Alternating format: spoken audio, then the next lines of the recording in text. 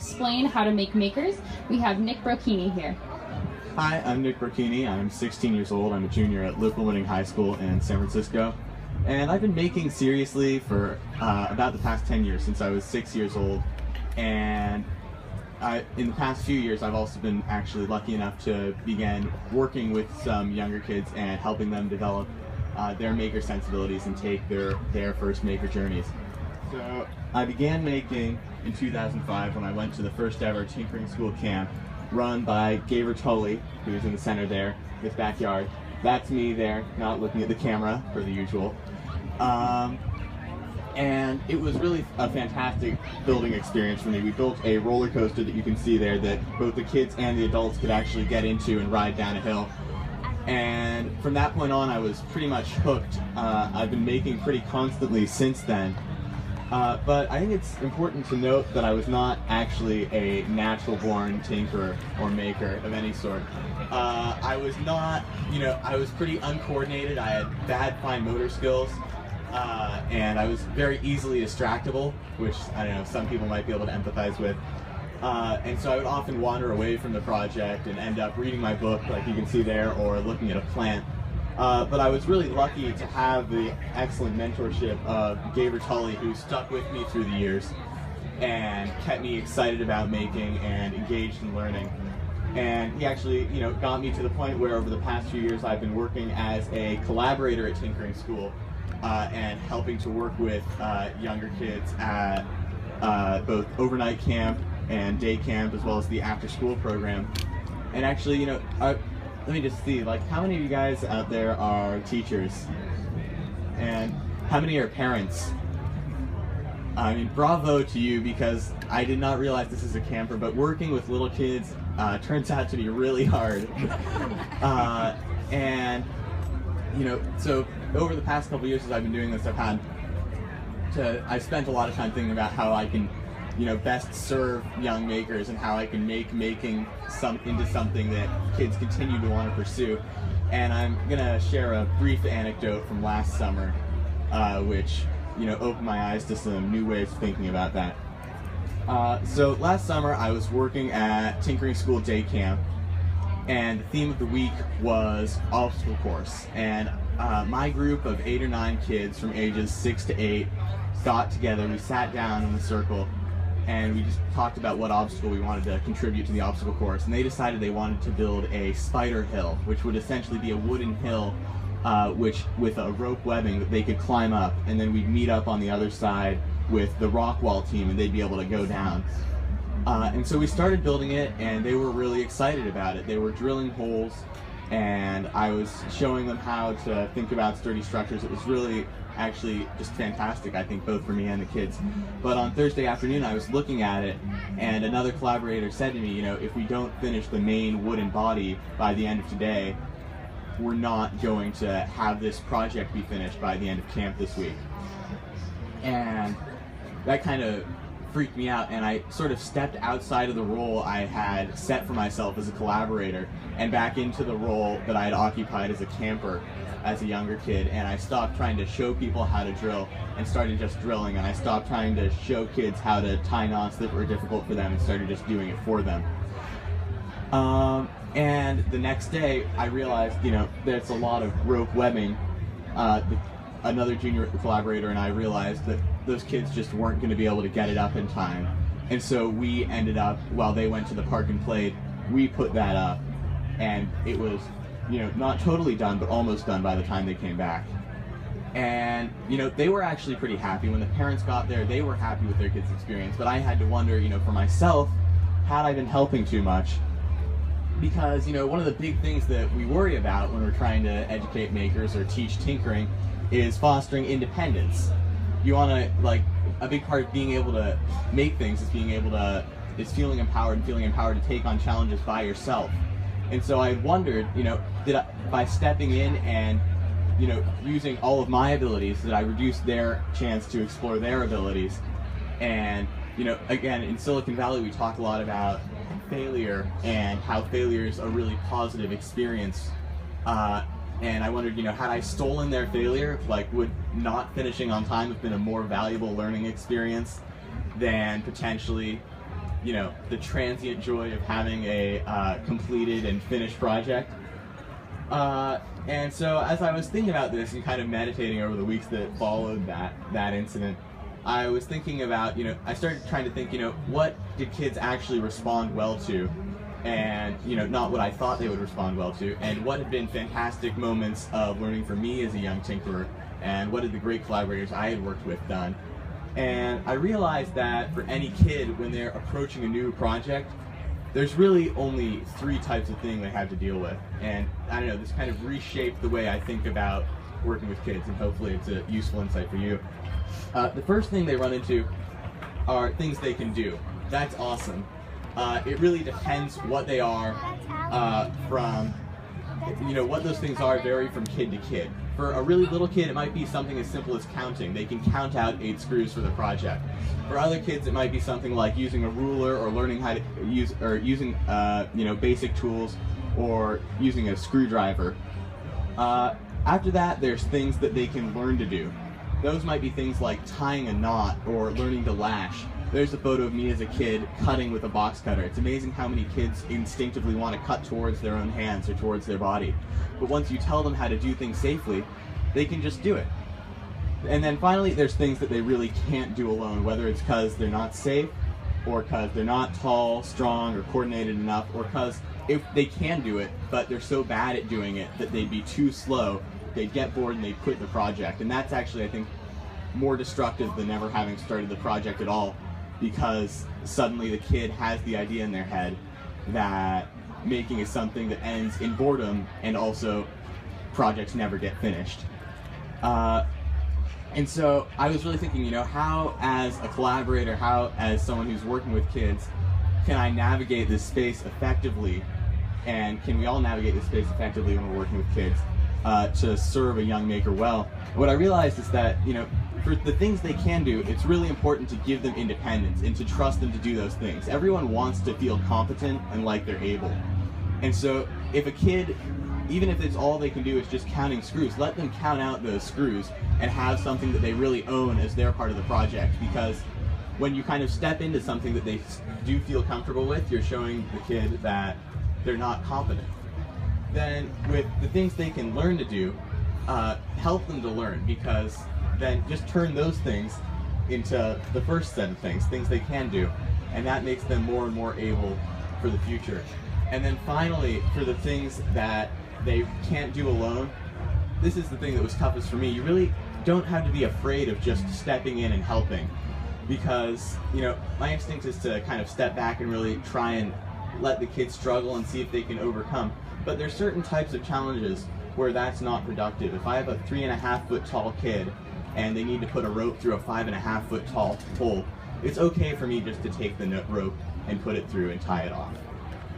And so, you know, that's after I was thinking about this, that's when I kind of realized the genius of the word collaborator. Because to be effective at teaching young kids, I found you really do have to collaborate. To get them to feel ownership and engagement, the surest way to do that is to model those things in yourself, and to kind of put both feet in the water and be actively participating in the project even as they are. Because, you know, as makers, we know that feeling excited about a project is a fantastic feeling. But little kids who have never built a project don't know that, so you have to show them that it's something worth moving towards. Another thing that I found is really useful is letting the kid teach you something that they've learned, or teach a sibling or a classmate something that they've learned, because that, again, shows them that they are valuable, they have skills that are valuable, and they can contribute something valuable to other kids and to other students and to their project. And so I guess I was trying to think of a way that I could wrap all these ideas up into one thing that I could easily refer to when working with kids, and it might be useful to other people. And I realized that one's role as an educator is essentially that of a guide dog. The guide dog here is not telling this guy what to do. All it's doing is helping him. And that's what I've come to see as my role. That's what I've realized that kids want from, you know, a teacher or an educator is, you know, they want help and support with things that they can't do, or even things that are just very difficult for them to do. Because I'm sure this guy, if you gave him enough time, could open this door. But it's a lot easier and less painful and faster if he has the dog do it for him. And especially when you're working with young kids who are on their first or second or third maker project, you really want to grease the skids and just make things run smoothly. And so, but as a human service animal, you also have some opportunities that this guide dog does not. You can say, for example, sometimes you'll see a kid doing something and you'll have an idea about how they can do it better.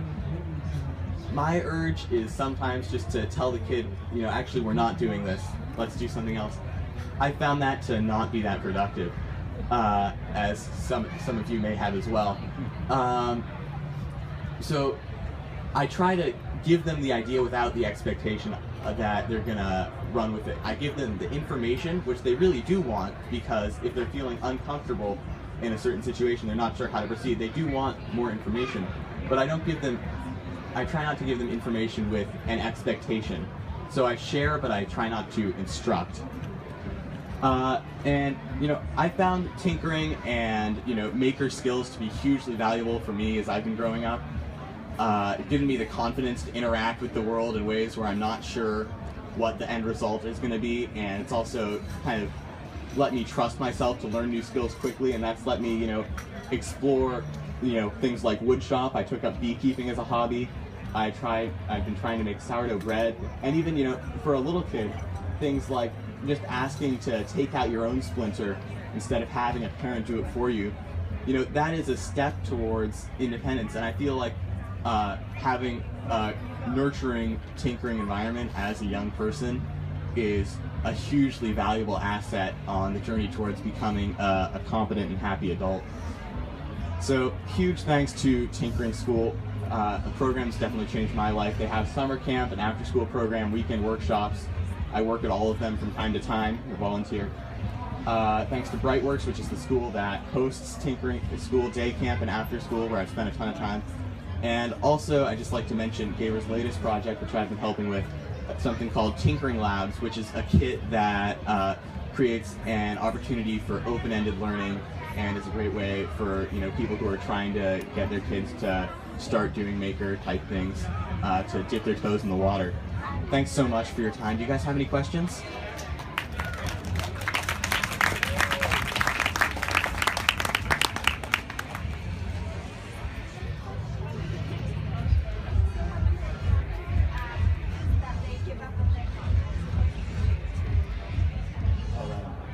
So the question was, have I encountered kids that give up on their projects, and what do I do to motivate them? And it's definitely, especially with little kids, they sometimes get discouraged easily. The biggest thing I would say is that I really try to avoid coercing a kid back into doing a project. If they need to take a break and go eat some fruit or play with paint for a while, I really try to let them do that and give them some time to get their energy back, because kids run out of energy quickly, which is something I often forget. And I think that if they have a project that they've been working on, like a swing for example, and they stop working on it, there's a couple reasons why that could be. One is they just decide they don't actually want to swing. And if that's the case, then I think that's just one battle that you have to let go. But in other cases, it could be they hit a point in the construction where they really aren't feeling comfortable or feeling like they know where they're going from there. And especially, for little kids who've been going, or for kids who've been going to school for a couple of years, they really are looking for the next set of instructions. And when those aren't there, sometimes they can feel intimidated and they can decide that, hey, maybe I don't want to do this anymore. And if they hit that stumbling block, I think it's really key as a service animal to be there to kind of support them, see what's making them uncomfortable, and either gently guide them through that step, or if there's a later step that they're excited about, I think it's actually okay to just do the step that they're uncomfortable with, get them to the part of the project that they're excited about. Does that answer your question? Hi. Like my kids are a little older than that. They take on a project that you don't know. Maybe you would know, but I don't know.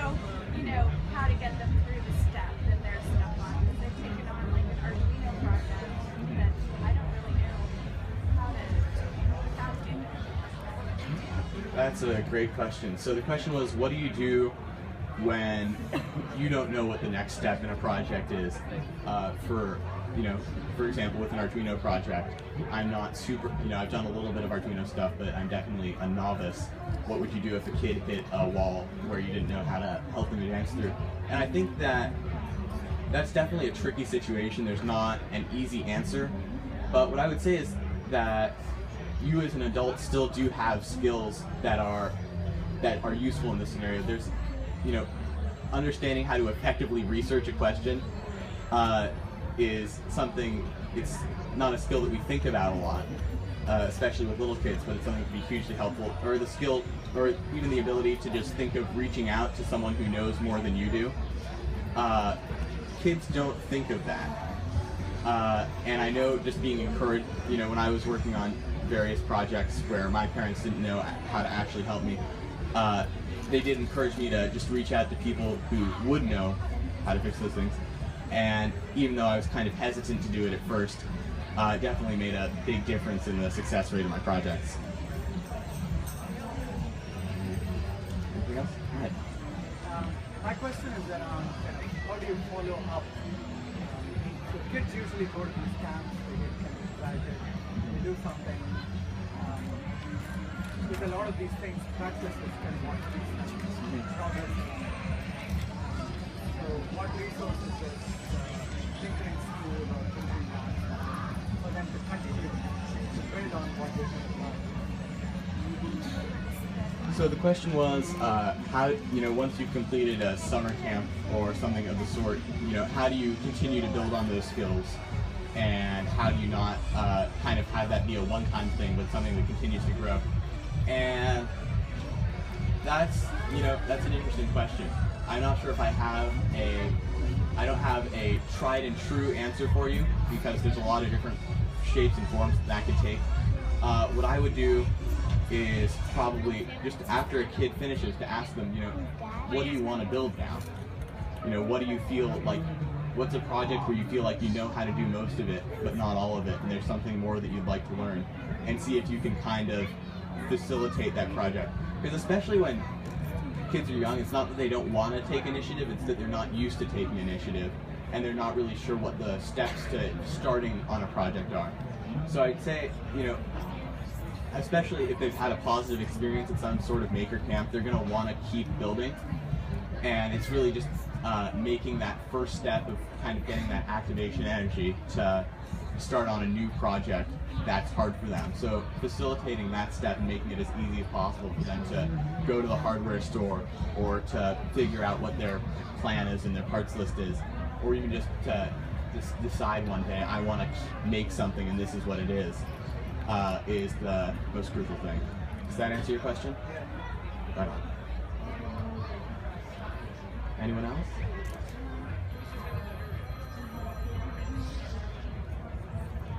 All right. I guess that's the end. Do I get this mic back? Thank you guys so much.